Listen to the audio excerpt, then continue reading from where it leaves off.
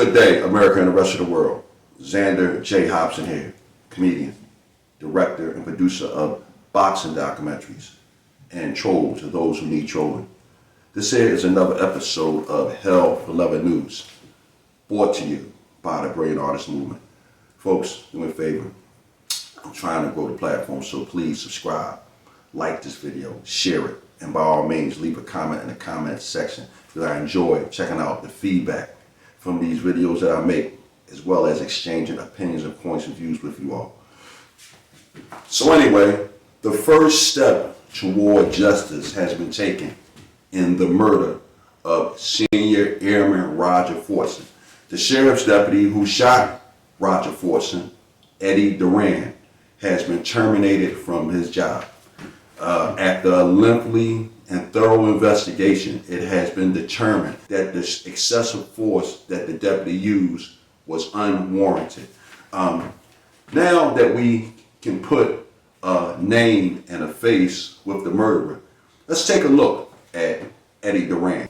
Eddie Duran was not only a sheriff's deputy, he was also a member of the United States Army, a fellow serviceman.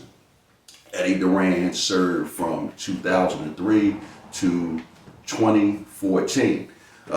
Initially, he was in the intelligence department, and then he switched over to the military police. He was also a combat veteran. He was honorably discharged in 2014.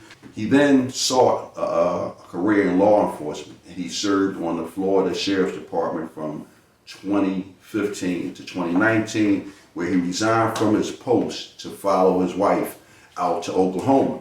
While in Oklahoma, Eddie Duran was a fire marshal on Altus Air Force Base, and then he returned in 2021 and reapplied for his old job at the Florida Sheriff's Department. Folks, the bottom line is this whole thing is a tragedy all the way across the board, and it grieves me even more to know that Eddie Duran was a former serviceman and he killed a fellow serviceman in his rush to judgment that day. Again, I don't think that Roger Fortson should have came to the door with a gun in his hand, but I also don't think that Eddie Duran should have shot Roger Fortson 6 times. Instead of saying step back, he could have said drop that gun. But again, he took Roger Fortson's life that day. And while I was thinking about Roger Fortson, let's take another look at this young man.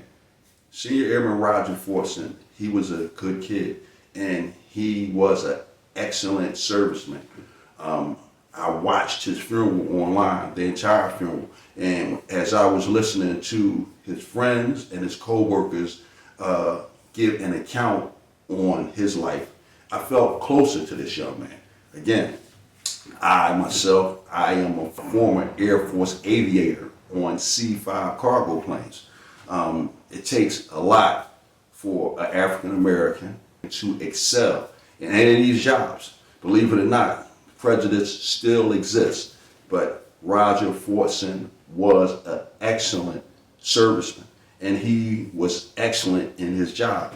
I was listening to his supervisors talk about what a great and experienced aviator he was, and I am saddened by the loss of his life, as is his family and friends. Again, this young man, he was a air crew special operations operator on AC-130J gunships, the guys with the black and the green patches. I watched the entire funeral service that they held down at Herbert Field for Senior Airman Roger Fortson, and I felt like I got to know this young man a little bit better. And as a result of that, I'm so glad that the Florida Sheriff's Department has taken the first step toward bringing justice to this matter. Now, I will say this, I believe wholeheartedly with every fiber of my being is the main reason why the Sheriff's Department is taking this matter a little bit more seriously. I believe it's because Senior Airman Roger Fortson was a member of the United States Armed Forces. This young man had a clean record. He was an honorable young fella, And then to add insult to injury, this young man was home alone.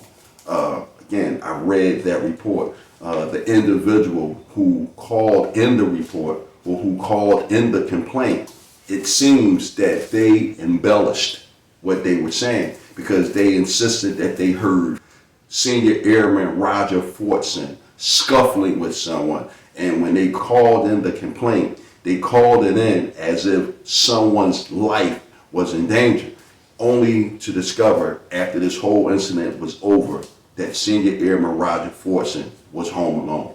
Again, I can't stress enough. They say that Senior Airman Roger Fortson liked playing video games. And if he was playing a video game like Grand Theft Auto, I can understand why someone would have thought someone's life was in danger, because these video games, they are horrible. Shooting, violence, screaming, cursing.